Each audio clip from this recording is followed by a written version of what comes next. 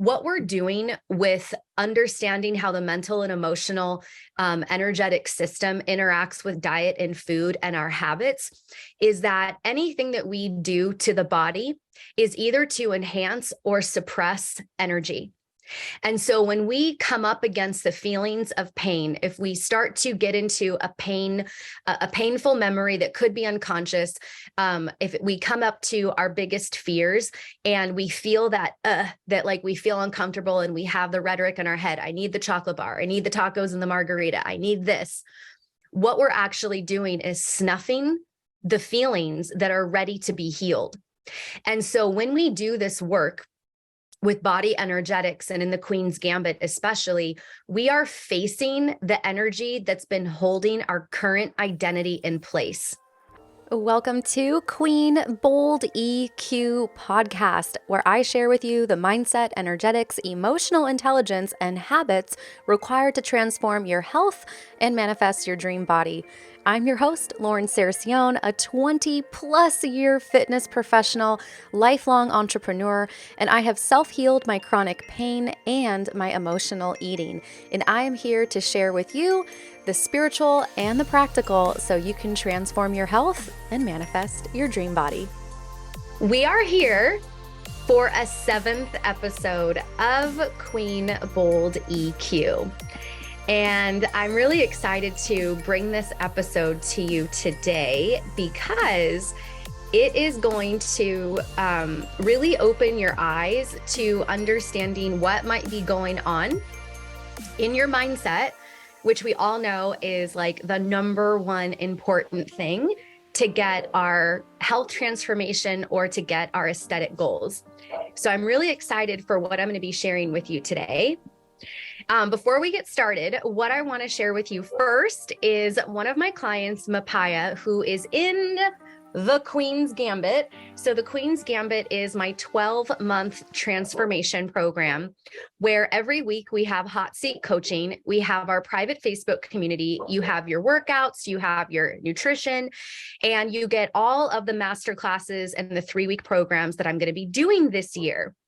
And what you can expect from this transformation is a way to get your mental, emotional, physical, and spiritual bodies into alignment, because we're going to touch on all of those things. We're going to use the laws of the universe that are immutable, immeasurable, that are going to help you transform how your body and your energy is interacting with the environment here on Earth. I know that sounds totally crazy, but what I'm telling you is that how I applied the universal laws to diet, exercise, food, and self-care allowed me to transmute my energy so that I could recalibrate my system and actually use the law of attraction to my advantage. And so if this is your jam or you're into energy or you know that you're missing some pieces because you can't quite get there, this is like ideal for the person who is doing everything right, like their diet and their exercise is on point, but they're not getting results. It's for the person who always has something come up when they're setting the goal or when they arrive at their goal. And then it's also for the person who has had the results, but they don't feel any different in their new achieved goal that they set for themselves. And if you are a female entrepreneur, this is going to be in a very special place for you, because what I have learned about the energetics of overworking ourselves and attaching our worth to our work, that really messes up our energy. And so I'll be able to help you transmute that stuff too, and really see how some of the limiting beliefs that you may have in your business or the struggles that you're having in your business, how you take those struggles to your self-care. Because we have this very bizarre behavior that we do to our body when we use our body to unleash and unload our negative feelings and our negative emotions that are stored in our body. So keep that in mind as you listen to this. So I shared episode number 5 of how connecting to your high heart slows the impulse to emotionally eat into the Queen's Gambit Facebook group. And so Mapaya wrote, how aligned we are again. Yesterday, I went through one of my biggest fears and pain. I bought a chocolate bar to soothe myself. I took one bite and was like, what the fuck am I doing? I'm finally in contact with my biggest fear. What a waste to suppress it. So I actually left the bar, and she put that in caps. I didn't eat the rest of it. It's still in my car. Now that's amazing progress. I'm in awe with myself that just happened. And so the importance of this to understand of like what a huge breakthrough this was is that what we're doing with understanding how the mental and emotional energetic system interacts with diet and food and our habits is that anything that we do to the body is either to enhance or suppress energy. And so when we come up against the feelings of pain, if we start to get into a painful memory that could be unconscious, if we come up to our biggest fears and we feel that like we feel uncomfortable and we have the rhetoric in our head, I need the chocolate bar, I need the tacos and the margarita, I need this. What we're actually doing is snuffing the feelings that are ready to be healed. And so when we do this work, with body energetics and in the Queen's Gambit especially, we are facing the energy that's been holding our current identity in place. The current mechanics of our mental, emotional, and physical bodies, the physical manifestation of our body, the expression of our DNA. So when we have pain or fear come up, any negative emotions, any emotion that's below the line of boredom, when we feel those emotions and we choose not to suppress them with food, then we're actually able to have an objective awareness of what those feelings are that are stored in our body that are screwing things up. Because the energy that's telling us to go reach for the chocolate bar, or go get the tacos and the margarita because we need it, when we actually deal with those feelings, then they will stop manifesting our body the way it currently is. It's law. So I'm really excited for Mapaya. I'm so glad that she wrote that. I'm going to put it in my stories. And that just gives you a little bit more insight, especially to what we're going to be talking about today, which actually, now that I think about it, is pretty remarkable because I was not feeling great yesterday and I was thinking that I was in sabotage and I'm like, I'm going to push through. I'm going to lay down for an hour and then I'm going to freshen up and I'm going to do a podcast. And then I was laying down. I was like, I actually really feel like shit right now. I'm not going to push through. And so today is day 7 since I started my cycle early. And I'm like, wow, was that just like really brutal period? Like what just happened? Because I was totally feeling run down and stuffy and having a cough yesterday, and I'm feeling better today.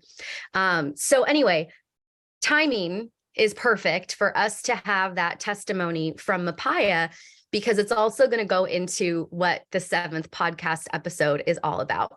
So I have no tissues. Oh, well. Okay. So hopefully my nose won't run too much. So today's podcast episode is why diets become the enemy and how to make peace. So this is some of my inner work that I use to transform my relationship with food. And so just to give you a little bit of context, in 2010 is when I had my Saturn return at 28 years old, and the diet, the binging was not working anymore. I went to therapy, I did cognitive behavioral therapy, and I took a 6-month period to be feeling sorry for myself. And I had a couple of rules around food. Number 1, if I thought about food and it sounded good, I had to eat it.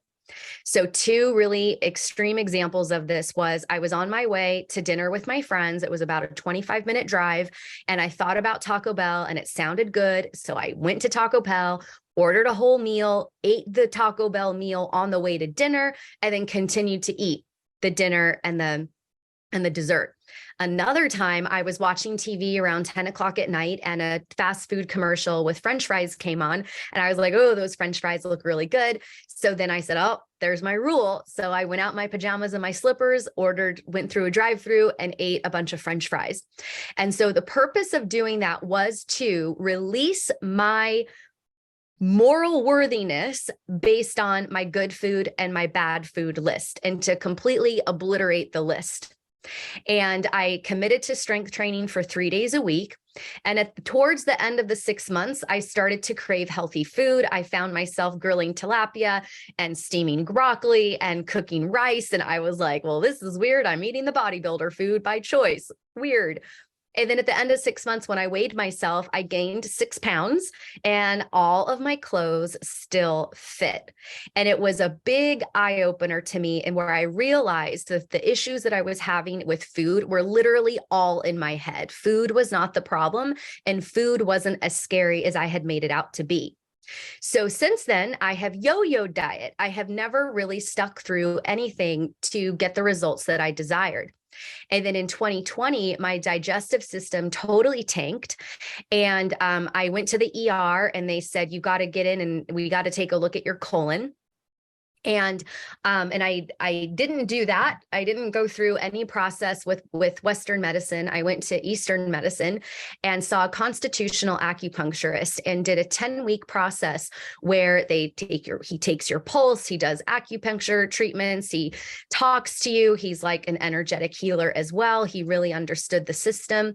And come to find out, I'm a hepatonia constitution type of these 8 types. So I have a completely different diet that on the surface looks like it's totally unhealthy. I hardly eat any fruits and vegetables. Weird things cause inflammation. Wine is not on my list. Tequila is not on my list. Like more specifically, fern and aloe is not on my list.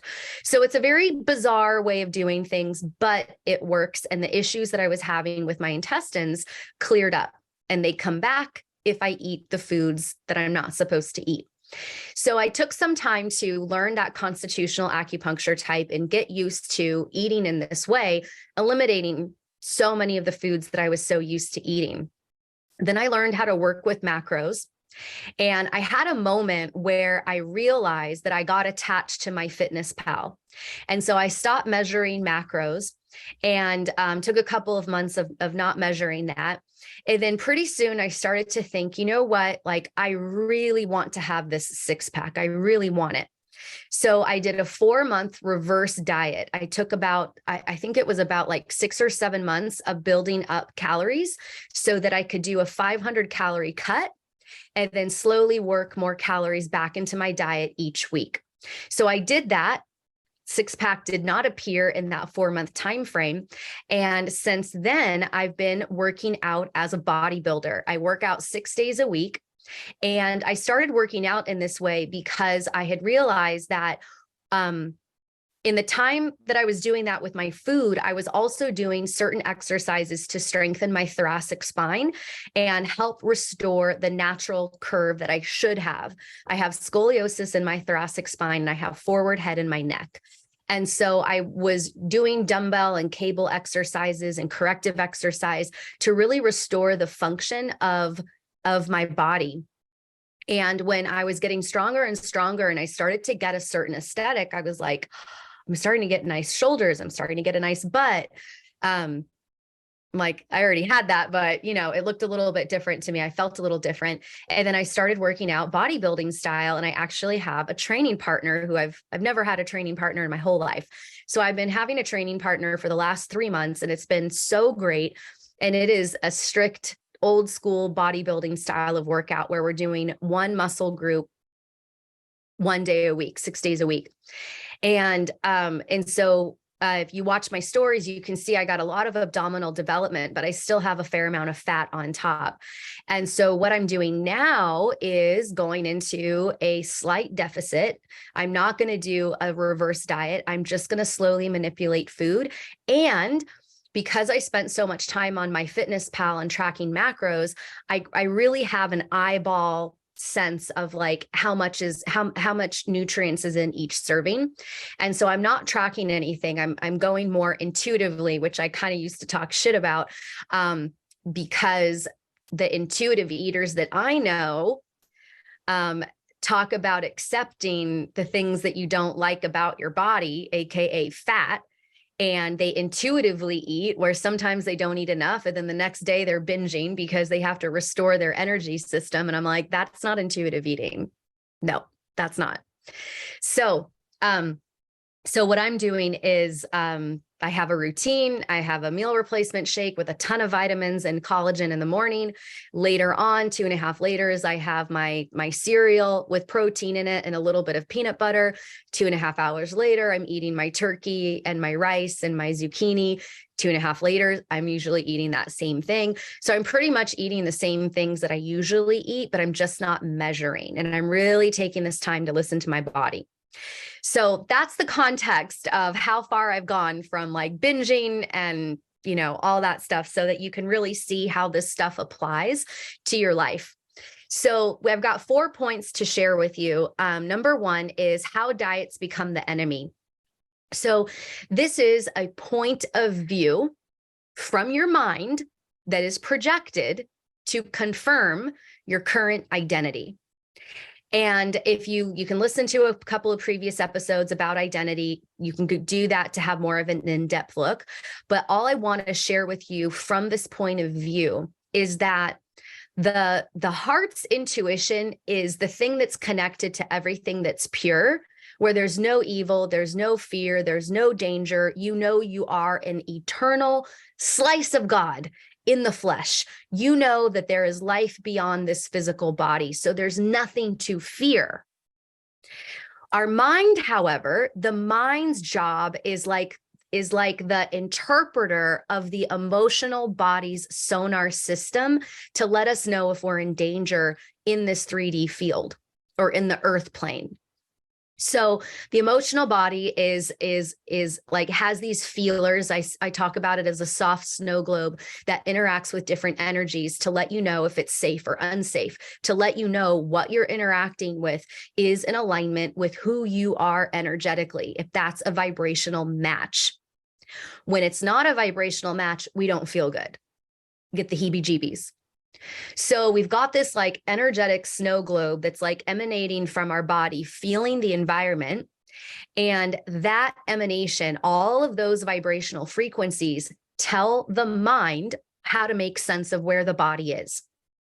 And so it's like that mind is the computer to understand what's going on energetically.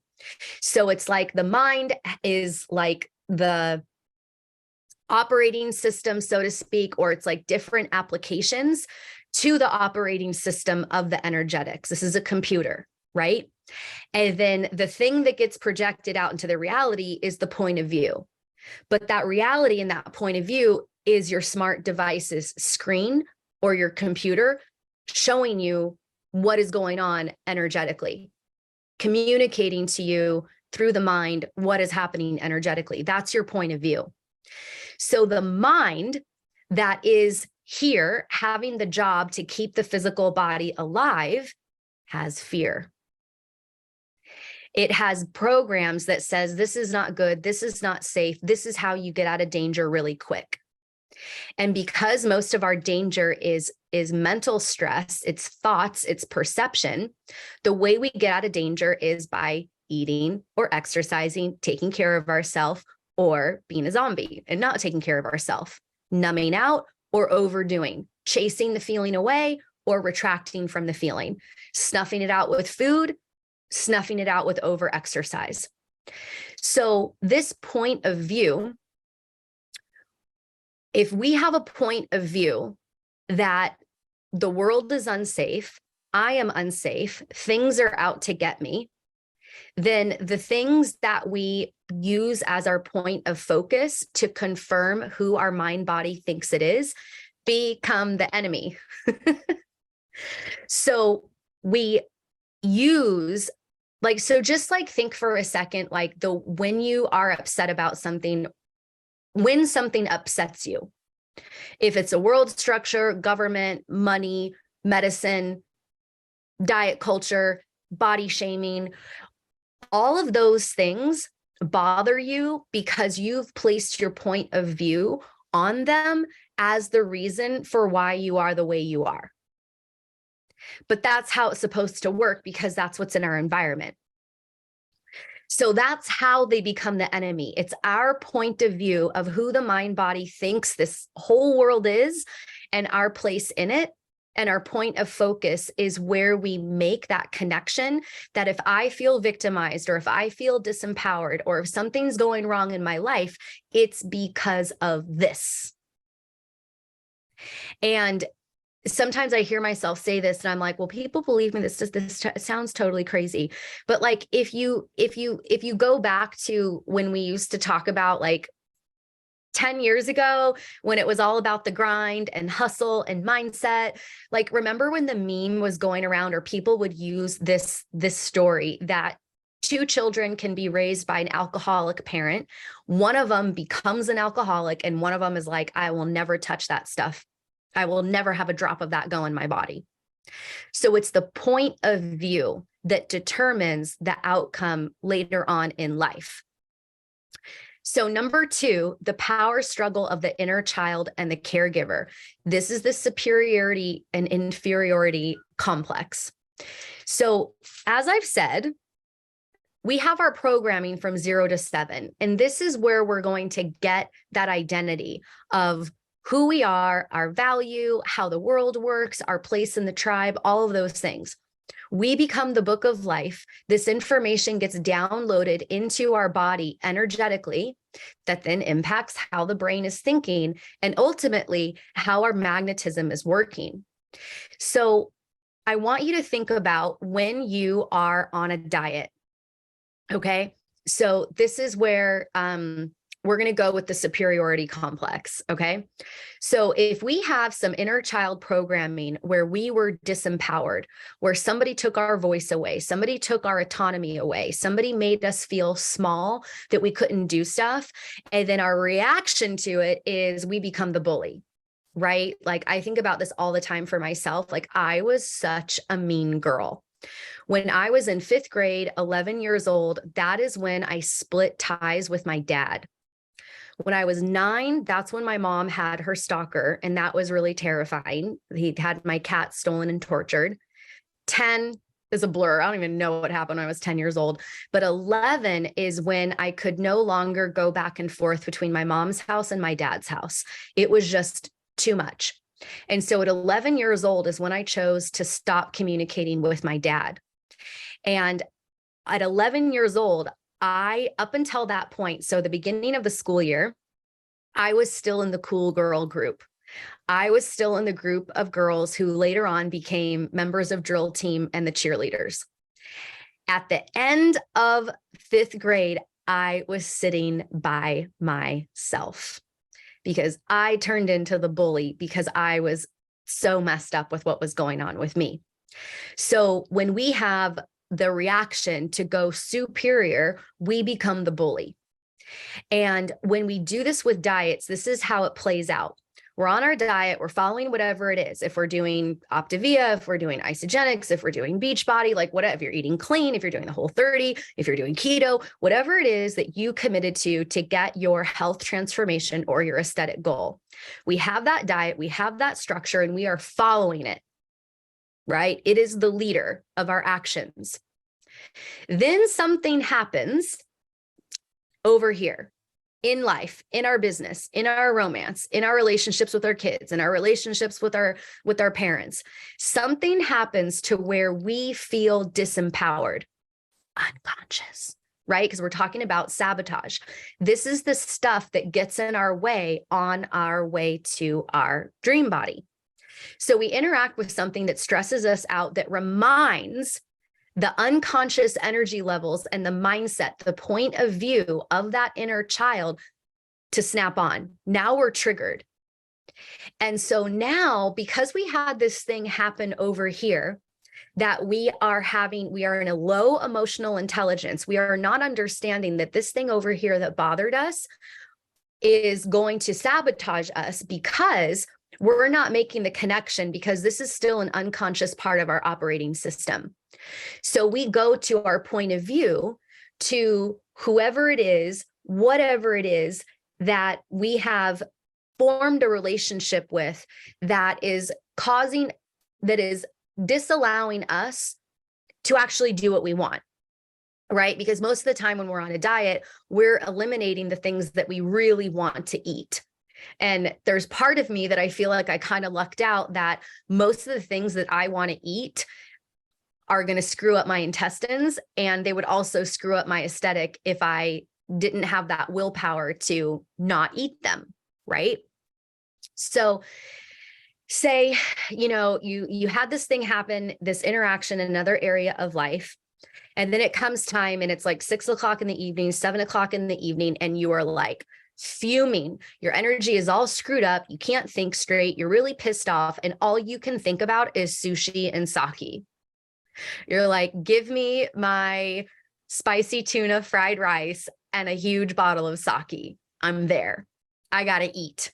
So I got my alcohol, I got my carbs, I got my crunch, I got my sweet from all the sauces. Yes, I'm good. I'm going to feel so much better.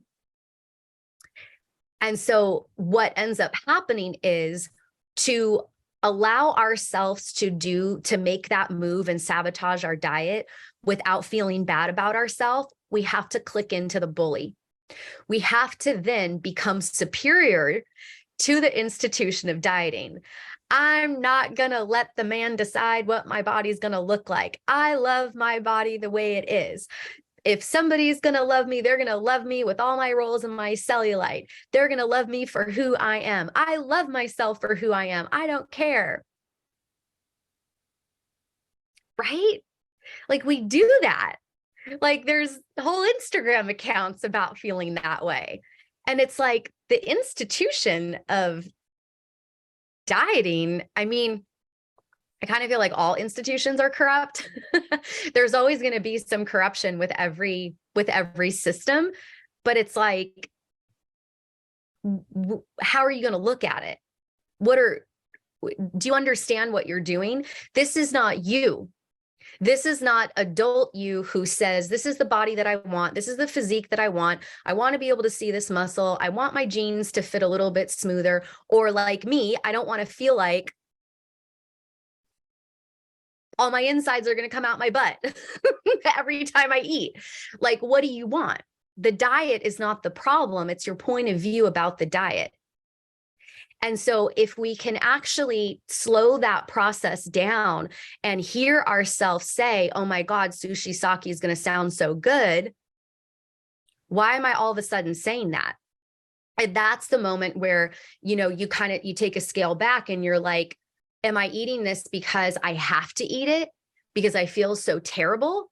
Or am I eating it because this is actually the time to take a little bit of a diet break and enjoy my 20%? That's the conversations that you're able to start having, because nothing of what I'm saying to you is that I'm saying you always have to be in a diet and restriction.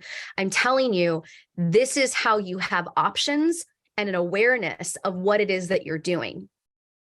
So now let's go into inferiority, where you're going to run away. You're going to feel overtaken. So if you had a process where then you were disempowered in those ages of 0 to 7, and it like deflated you, you didn't go into bully mode. I did this too. So with my early childhood conditioning, I had my dad and my stepmom, and I had my mom's mom. Those were the people that really helped me perfect my life's work by giving me obstacle courses to jump through, mental and emotional and spiritual obstacle courses to jump through.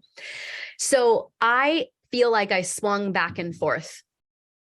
And I think that it was actually pretty perfect because I'm a fire sign with my rising sign, Aries, and then I'm a water sign with my sun sign of Pisces. So I'm like here for it. This was perfect. So I exhibited all of the behaviors. I had superiority complexes and inferiority complexes. And the inferiority complex is like kind of where I feel that then that unconscious physical sabotage happens, or we're like so tired, we have to take a break. This is where we quit, where we've been doing it for maybe 10 days. We've been following the diet for 10 days. And then all of a sudden we just stop. We just forget to do our meal prep. We just forget. Do you know what I mean? Like it just stops being a priority. And then all of a sudden we're like, oh, I didn't follow through again. What happened? I also see this being the inferiority is like when you feel that you want to run away, you feel like you're taken over. You don't have a bully reaction to it. And so when we feel this running away from the diet, it's like we can make up in our mind a very beautiful reason why it didn't work for you. The intuition, the energy, it just shifted. It just wasn't right. And it's like we're bumping up into that threshold of changing the identity, right? Because for you to follow something for at least 10 days, you've been having to think differently. You've been having to think, feel differently. You've had to get your energy behind it. You've had to choose to have other outlets other than food. And so if you are playing nice and your nervous system is going into a fawn or people-pleasing response instead of a fight response, when you start to feel that energetic resistance unconsciously, energetically, instead of the mind fighting and rebelling, it's going to go into a good girl. It's going to go into a retraction. It's going to go into, I don't want to make a big deal out of this. It just wasn't right. And then we quit. And then it takes a while, so like if we're in the bully stage of like trying to take back our power, eventually when you feel like shit and you start to gain weight because you're like, fuck the system, I'm going to eat whatever I want. And then you swell by 5 pounds because of all the water retention and carbs and salt that you've been eating and alcohol maybe you've been drinking. Then all of a sudden it's like, I'm going to do it. And then you almost kind of shift that superiority complex onto your former decisions or onto, yes, like this is what I'm doing. Nothing's getting in my way. Whereas when we're in like more of the inferiority and we're like, oh, want to be nice about it, and we're just going to stop doing it, it's like we have like all this time to like let ourselves sink back to who we were, that former identity, before we like get the inspiration. And then like there's a sign because like a new Instagram ad came up, or, you know, somebody who wasn't in your algorithm all of a sudden is in your algorithm and they just started a new 21-day cleanse. And you're like, that's the thing I should use. I know it. I was praying for a sign and here it is. And then you go again, right? So this is like part of like how we're doing this like yo-yo with it. Oh, it's just it's so fascinating to me. And I've done both. I've done both of these. So we got number 3 and number 4 points to go over, and then we're going to wrap it up. So what we have to do is decide what you want for your body and know that your power struggles are going to surface. You have to go into this knowing. I had a friend who on his Facebook cover, I forget who he was quoting, but it said, learn the rules of the game and play them harder. So I want you to put on the mindset, this is point number 4, of a chess grandmaster. My program is the Queen's Gambit for a reason, because you are becoming the queen of your energy. It is the emotional state of your body that is impacting the mental state, which is also impacting the physical state. Feminine energetics is on the rise. This is the Queen's Gambit. So the challenge is, I want to get across that checkerboard. And to get there, I know I'm going to run into strategies of war to keep me from crossing that checkerboard. So when you decide, you know, when you put the picture in your mind of this is the health issues that I want to resolve, this is the aesthetic that I want to look like. When you have that picture in your mind and you're like, okay, you're in your brain and heart coherence breathing. You've got your 5 seconds in, your 5 seconds out. You're feeling the vibes of what that would feel like to have that physical condition. And you're like, okay, I got it. God, universe, angels, high self, guides, whatever, show me the way. I will follow the prompts. And what starts to happen is you start to actually notice that the prompts have always been there. You've always been guided. You've always been connected to this non-physical universe. But because the fear mechanics to keep your body alive, you haven't actually had the spaciousness to observe them. So then all of a sudden you'll start to feel yourself want to eat different things. You'll say, okay, I'm going to be strong and I'm going to use my fitness pal. I'm going to do the macros. I'm going to learn how to listen to my body.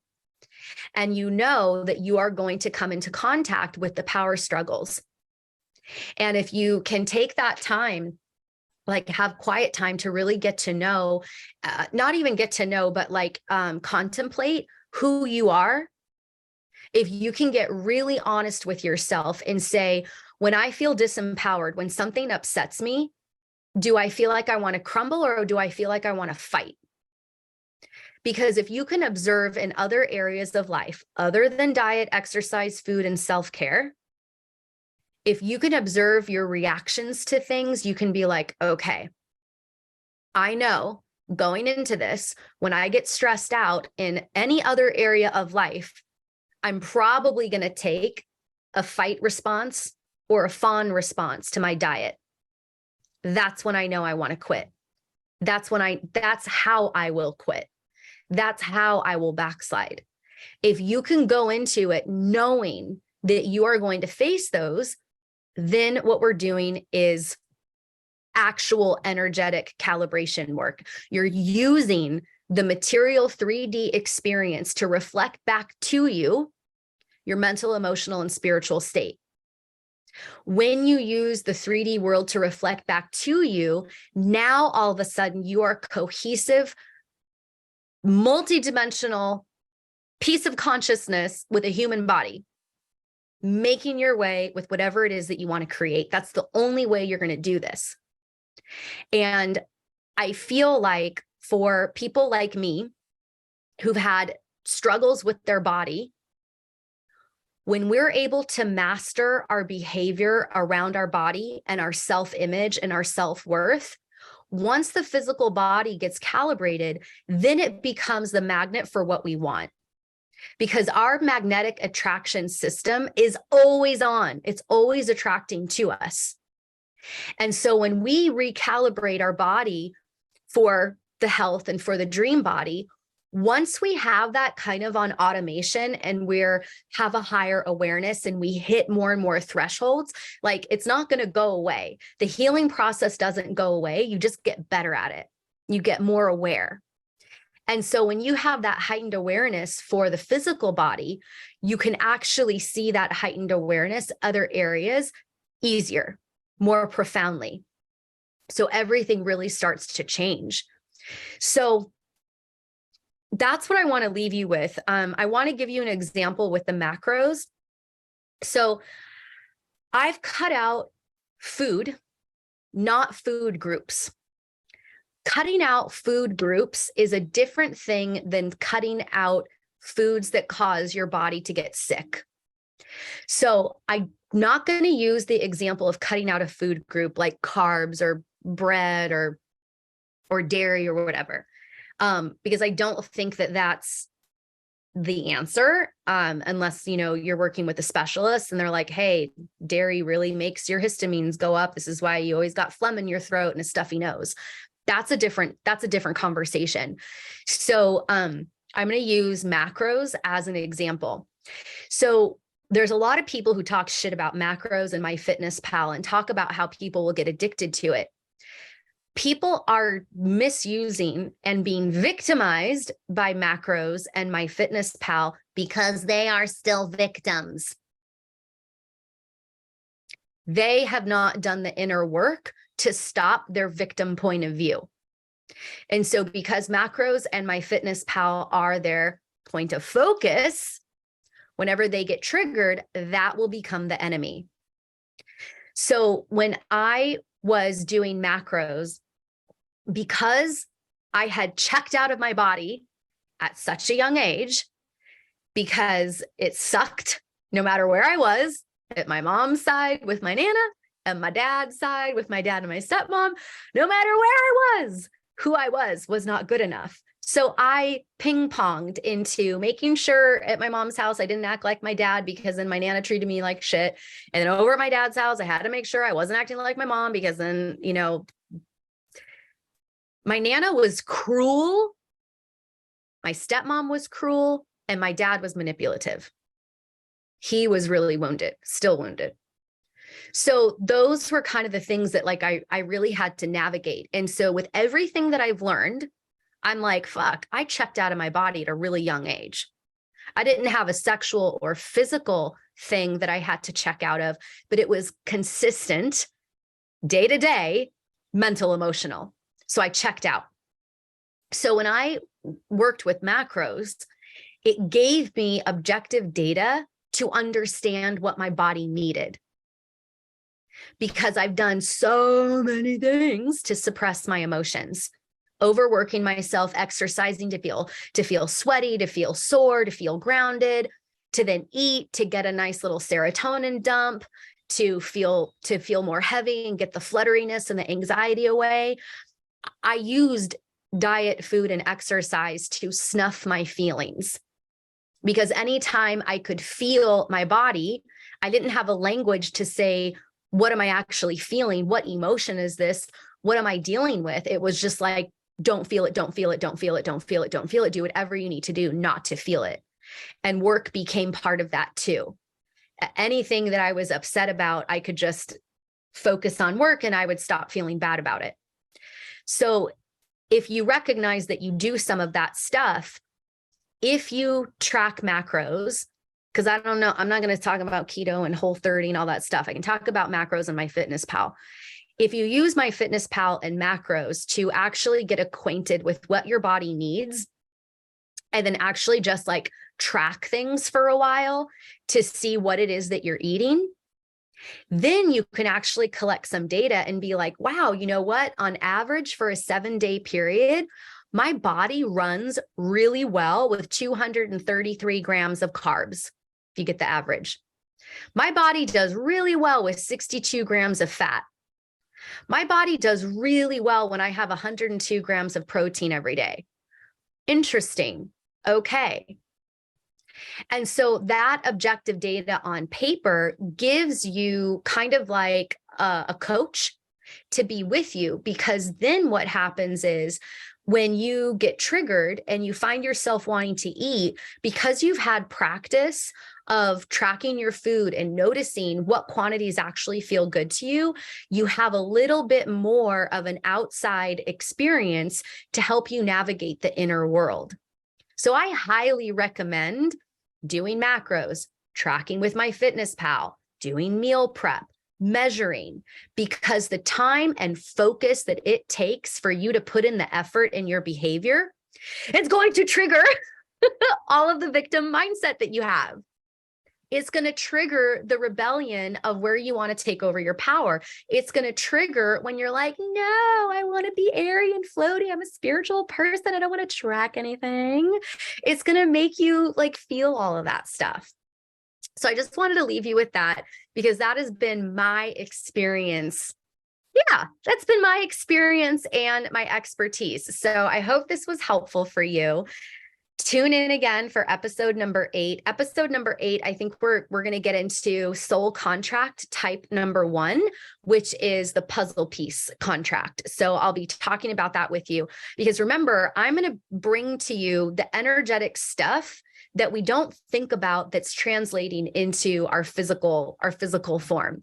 So I'm really excited to share that with you. It's a concept that came to me in 2020 when I was doing my inner work, when I was working on forgiving lovers. Okay. I love you. We'll talk to you later. Bye-bye. Thank you so much for listening to this episode. If you found it helpful, please share it on social media and tag me at It's Lauren Saracione and at Queen Bold EQ. You can just search my name, Lauren Saracione, on the IG, and you should find both of those handles, no problem. I'm going to leave you with a few little snippets of the ladies who were in the very first Queen's Gambit with me. The Queen's Gambit is my year-long transformation where I give you all the coaching you need for mindset, emotions, habits, diet, exercise, and self-care. First of all, thank you for just giving of yourself and allowing us to be in this space today. That's been really amazing to just see like how much you're giving to us. So thank you for that. Because I'm not gonna go shame myself anymore. I'm not gonna go fucking judge myself. I'm fucking over it. I'm so fucking done with that old game. is just an old game. I'm not gonna play anymore. Adding upper body has actually been really good. I enjoy it because I've always been so scared of it. The energetic stuff like has been really great for me because I think that's like what my like soul was craving. Like I've been wanting to know more, but like where do I start? So this has been super great. New identity, new person, new body. And it was like I could never get past certain plateaus, but this makes so much sense. Exercises go really well. It's so much fun to have finally a gym. I remember because it was so significant to me. That was after COVID. It was really difficult for me to go back because I had gained weight. I felt really heavy after having been lighter and through COVID and not working out. That day was really nice because you like encouraged me to like continue. When you told me, you're like, you're strong, sweetie, like you can go heavy, and I was like, really? That like helped me just kind of develop that confidence. And I'm like, well, I'm gonna take responsibility for the mistake, but I'm not gonna like shaming or blaming or judging. It's not gonna help me take the responsibility. It just makes it like harder. So why the F should I? Like make it hard for yourself, come on.